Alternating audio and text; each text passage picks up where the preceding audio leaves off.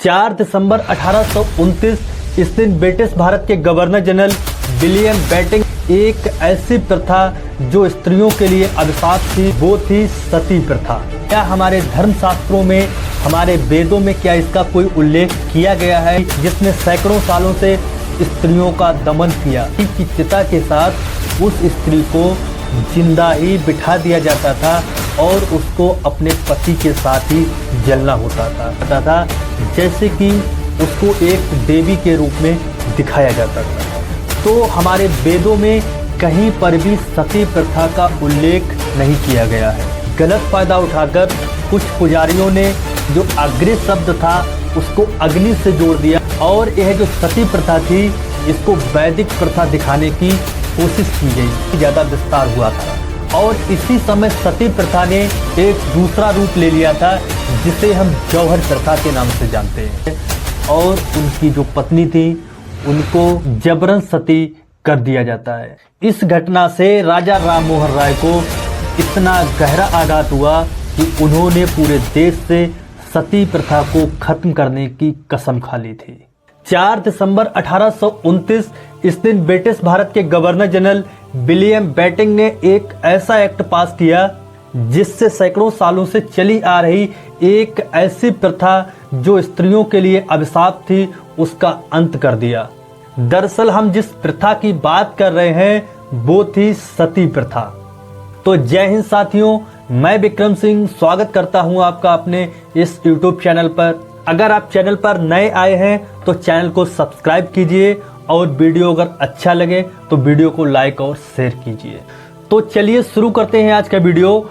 आज के वीडियो में हम देखेंगे कि यह जो एक सती प्रथा जैसी एक कुप्रथा थी, क्या हमारे धर्म शास्त्रों में, हमारे वेदों में क्या इसका कोई उल्लेख किया गया है या यह केवल कुछ लोगों की मनगढ़ंत ऐसी एक कहानी थी जिसने सैकड़ों सालों से स्त्रियों का दमन किया। इसी वीडियो में हम देखेंगे कि ये जो सती प्रथा थी इसके ऐतिहासिक साक्ष्य कब से मिलते हैं। तो पहले हम बात करते हैं कि ये जो सती प्रथा थी, इस सती प्रथा में जो सती शब्द है उसका क्या मतलब है। तो ये जो सती शब्द है ये संस्कृत भाषा के सत से निकला है। इसका मतलब होता है वफादार या सच्ची पत्नी, जबकि इसका तकनीकी मतलब है सहगमन या फिर सह मरना।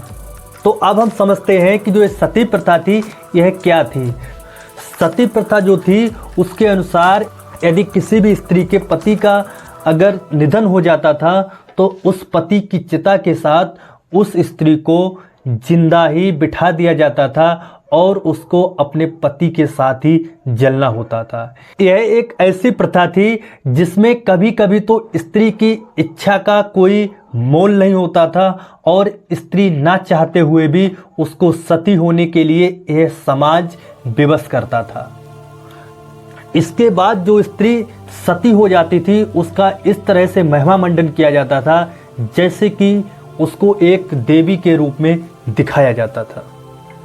अगर हम बात करें सती प्रथा की धार्मिक स्वीकृति की तो हमारे वेदों में कहीं पर भी सती प्रथा का उल्लेख नहीं किया गया है, मगर ऋग्वेद में एक श्लोक है जो इतिहासकारों के बीच काफ़ी चर्चा का विषय हमेशा बना रहता है। इस श्लोक के मुताबिक एक विधवा को अपने जीवन में अग्रे यानी कि आगे बढ़ने के लिए कहा गया है। हालांकि मध्यकाल में इसी श्लोक का गलत फायदा उठाकर कुछ पुजारियों ने जो अग्रे शब्द था उसको अग्नि से जोड़ दिया और उसकी व्याख्या आग के रूप में की और यह जो सती प्रथा थी इसको वैदिक प्रथा दिखाने की कोशिश की गई, मगर मैक्स मूलर ने इस व्याख्या का खुलासा कर दिया। अब अगर इतिहास के पन्नों में सती प्रथा का पहला सबूत देखें तो वो जो पहला सबूत है वो हमें मिलता है 5वीं शताब्दी से। इतिहासकार एलेक्स माइकल्स के मुताबिक पहला सती शिलालेख जो है वो नेपाल में पाया गया जो 463 ईस्वी का है। इसके बाद 510 ईस्वी का शिलालेख भारत के मध्य प्रदेश में पाया गया। भारत में पहला सती प्रथा का अभिलेखीय साक्ष्य माना जाता है। इसमें राजा भानुगुप्त के सेनापति गोपराज की एरड़ युद्ध में मृत्यु के बाद उनकी जो पत्नी थी उनके सती होने का इस एरर अभिलेख में जिक्र किया गया है। इसी तरह देश के दक्षिणी हिस्से में तिरुवल्लंगाडु ताम्रपत्रों में शिलालेखीय साक्ष्य मिलते हैं। दक्षिण भारतीय शिलालेखों का जो समय काल था वो था 10वीं शताब्दी का। इस शिलालेख में राजेंद्र चोल प्रथम की दादी बनबनमा देवी की अपने पति की मृत्यु के बाद सती होने का जिक्र किया गया है। 10वीं शताब्दी में ही एक ईरानी यात्री अल-बरूनी जो भारत आया था, उसके अनुसार भारत में सती प्रथा थी, लेकिन सती प्रथा जो थी वो अनिवार्य नहीं थी, वह स्त्री की इच्छा के ऊपर आधारित थी कि वह सती होना चाहती है या नहीं। अगर सती प्रथा को हम समय के साथ समझें तो मध्यकाल में इस्लामिक आक्रांताओं के आक्रमण के समय इसका बहुत ही ज़्यादा विस्तार हुआ था और इसी समय सती प्रथा ने एक दूसरा रूप ले लिया था जिसे हम जौहर प्रथा के नाम से जानते हैं। जौहर प्रथा के अनुसार राज परिवार की स्त्रियां अन्य स्त्रियों के साथ अपनी आबरू बचाने के लिए सामूहिक रूप से अग्नि स्नान कर लेती थीं। अब अगर देखा जाए तो सती प्रथा के जो केस थे वो प्राचीन काल में तो गिने चुने देखने को मिलते हैं। इसके बाद मध्यकाल में इसका विस्तार हुआ और जैसे ही 19वीं सदी आती है, 19वीं सदी में सती प्रथा जो थी वो अपनी चरम सीमा पर थी और 19वीं सदी में जो सती प्रथा थी वह बिल्कुल अलग सती प्रथा थी। इसमें स्त्री की इच्छा का अपना कोई भी महत्व नहीं रह गया था। जबकि 10वीं सदी में जो अल-बरूनी ने जिक्र किया है उसके अनुसार जो सती प्रथा थी वो स्त्री की इच्छा के ऊपर निर्भर थी कि अगर वो सती होना चाहती है तो सती हो सकती है, अगर उसकी इच्छा नहीं है तो कोई इसमें ज़बरदस्ती नहीं थी।